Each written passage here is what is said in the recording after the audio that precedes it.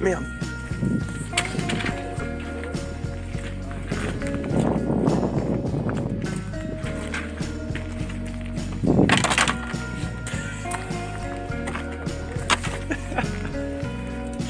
J'ai racheté.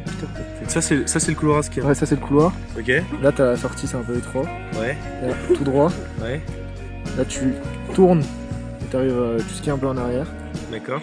Tu sautes le sérac. Et après dérapage et là t'arrives avec des essences. Ok. C'est fou hein. C'est celui-là. C'est fou parce qu'on n'a pas les skis.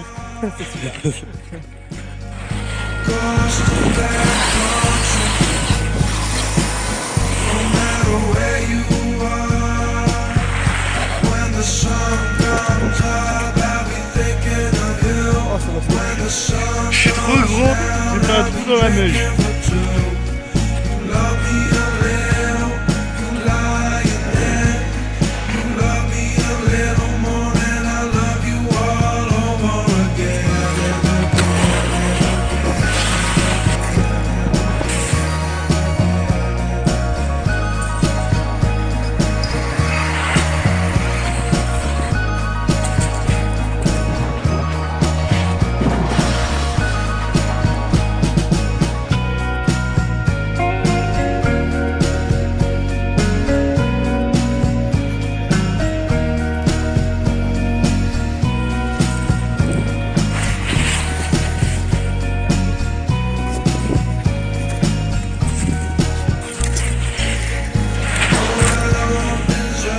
Ah ma couille.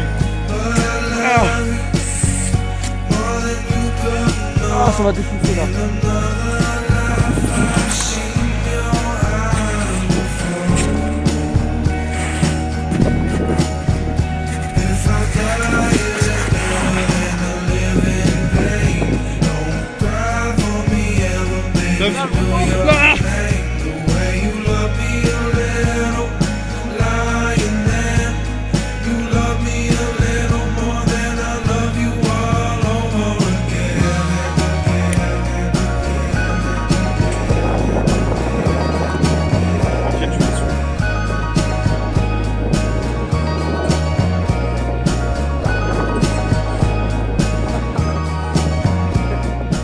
Bon, vous l'aurez compris, aujourd'hui on se retrouve à Chamonix.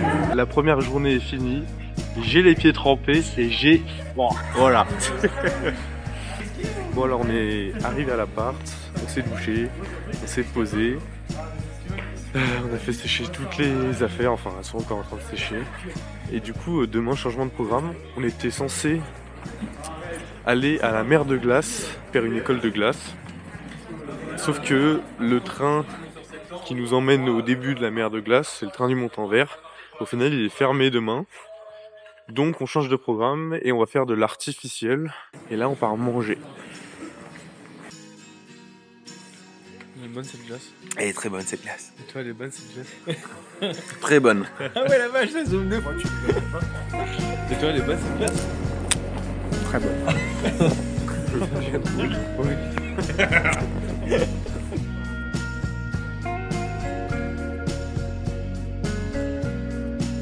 Du coup, on est arrivé au Fayet. Là, on part grimper. Ce matin, ça va être pause de Coinseur et de Friends pour apprendre à bien les mettre, à bien se sécuriser avec, faire des relais. On va essayer aussi peut-être le dry. Steven, il a pris les piolets. Et puis cet après-midi, on va aller faire de l'escalade, pareil sur Coinseur, mais peut-être pas au même endroit. Je sais pas encore, on verra. Voilà. La frappe, trop bien.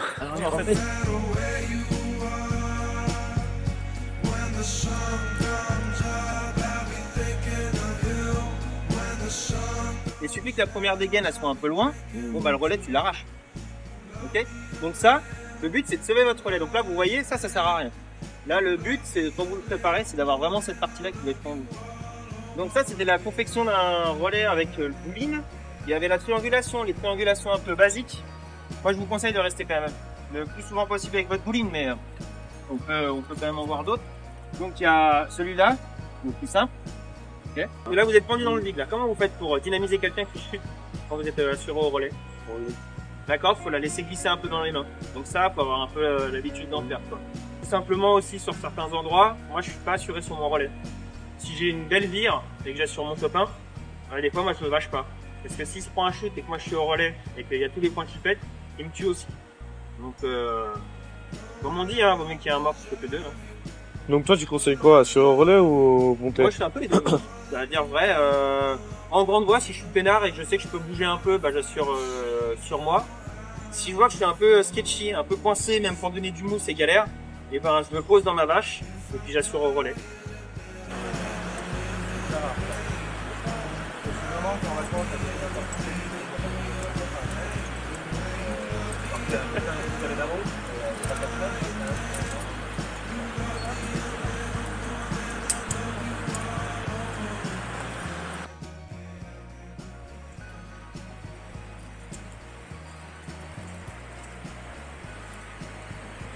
Ce que je fais là, ça s'appelle du dry tooling. En gros, c'est de l'escalade, mais au lieu de grimper avec tes mains et tes chaussons, tu grimpes avec des piolets et des crampons. Ici, j'ai pas de crampons, mais c'est pas grave, on fait avec. Donc le dry, tu peux en faire sur des murs où les prises, elles sont forées. Ici, tu vois, il y a des trous dans le mur, et j'ai juste à mettre mes piolets dans les trous. Donc c'est beaucoup plus simple, parce qu'il y a moins besoin de chercher. Et tu peux aussi en faire où il n'y a pas de trou. Là c'est beaucoup plus compliqué, tu dois chercher les petites fissures, vraiment ce qui dépasse, comme si tu étais en escalade, mais avec tes piolets et tes crampons. Le dry, ça permet aux grimpeurs de se mettre en forme et de s'entraîner pour se préparer soit à la cascade de glace, soit à faire du mixte en montagne. Donc le mixte, c'est pareil, tu grimpes avec tes piolets et tes crampons, mais en haute montagne, sur soit de la glace, soit du rocher, et tu alternes entre les deux.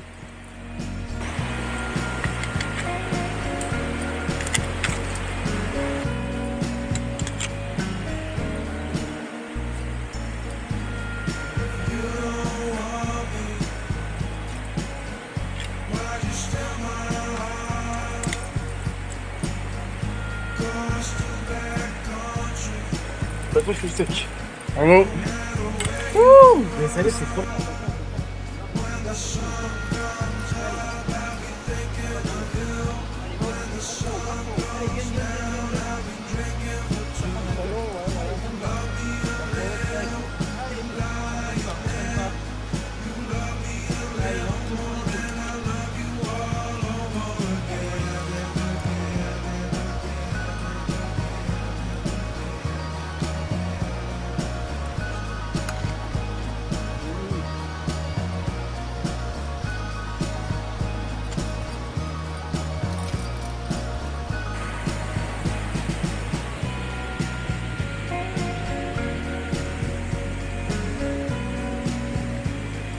On est allé à l'autre spot d'escalade et là on va grimper et poser des coinceurs.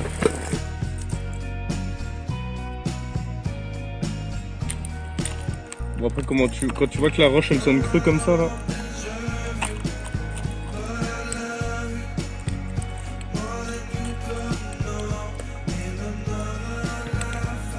Je fais ce que je peux.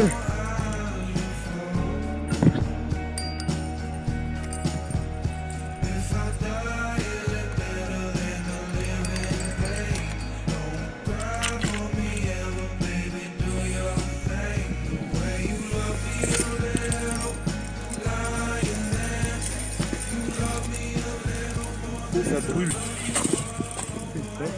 Méfiant, c'est d'éviter le danger à chaque fois, d'essayer de revenir dans quelque chose avec des guillemets détendu. On devient alerté, on est passé sur ce névé et puis il y en a un de nous qui a glissé par exemple. Bon bah là, faut qu'on essaye de revenir dans le mode méfiant. Est-ce que bah peut-être que on peut contourner ce névé ou faut peut-être sortir la corde? Faut qu'on essaye de redescendre un niveau. Si la personne a glissé et que c'est pas fait mal, bah, elle a peut-être eu un peu de stress, faut peut-être sortir la corde, la prendre en corde avec vous. Là, vous revenez en mode méfiant. Et le dernier mode où il faut impérativement éviter de guette, c'est le mode hasardeux. Le mode hasardeux, c'est là où on arrive et on commence à faire des conneries. Parce qu'on panique à ce mode-là. Donc le but, c'est vraiment de s'enfuir un maximum de ce mode-là.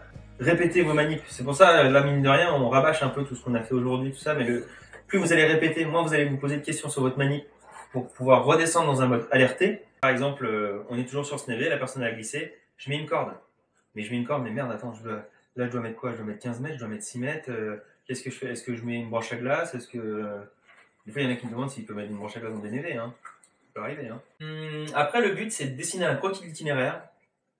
Ça, c'est vraiment quelque chose d'important. Repérer les zones à risque et les zones de décision. C'est hyper compliqué de voir ça sur un bout de carte. Alors, le facteur humain, il faut faire attention avec tous ces... Donc, on va mettre le terme de biais. Il faut faire gaffe. Souvent, on arrive, on a l'excitation quand on sort du parking.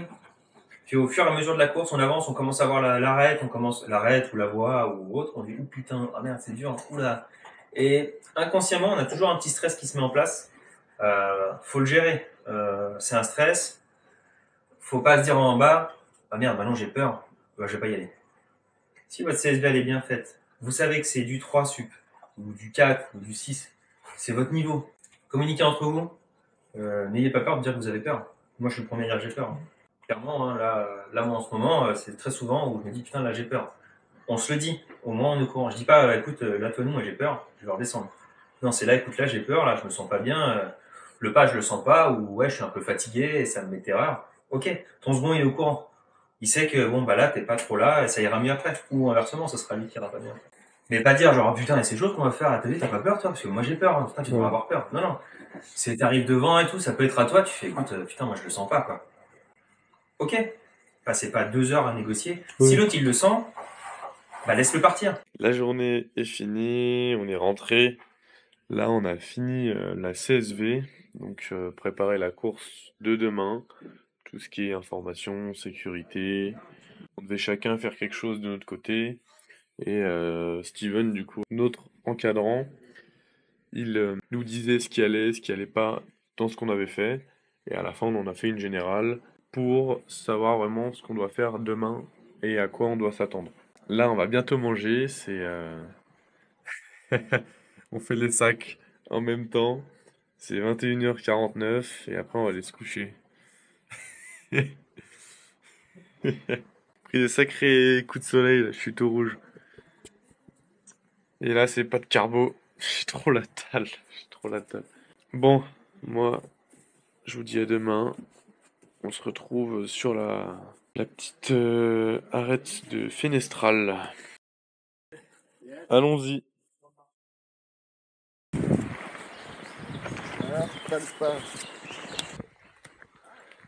On sort les crampons. Névé.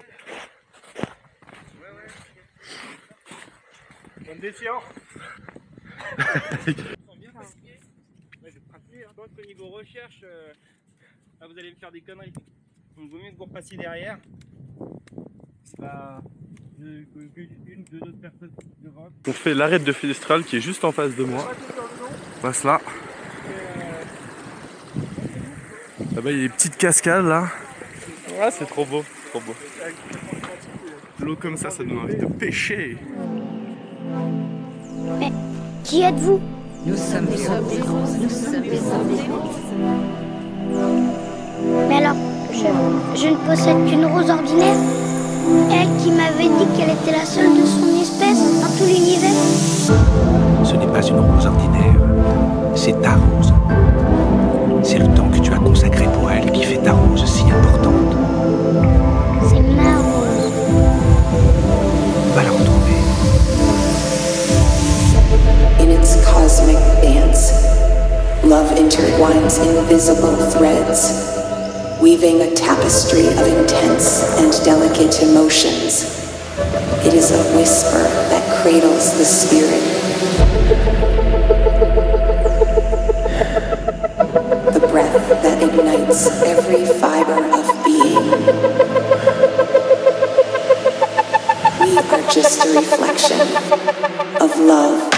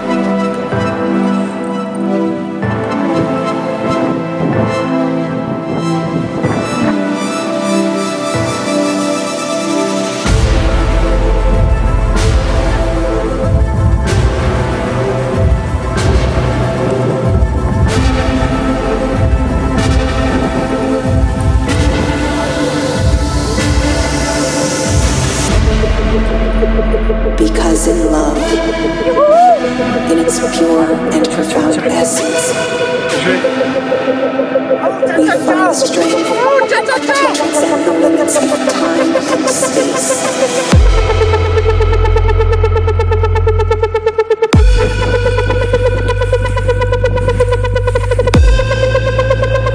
And discover eternity in a single heartbeat.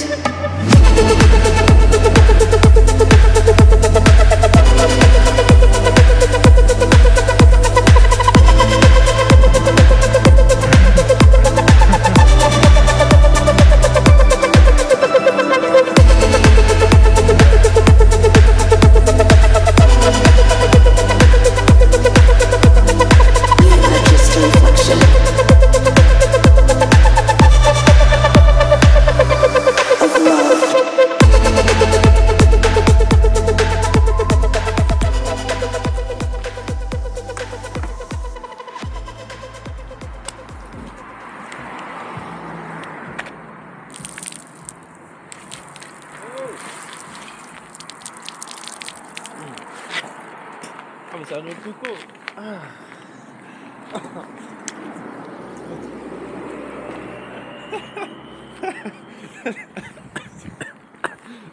J'ai hâte de voir la vidéo là.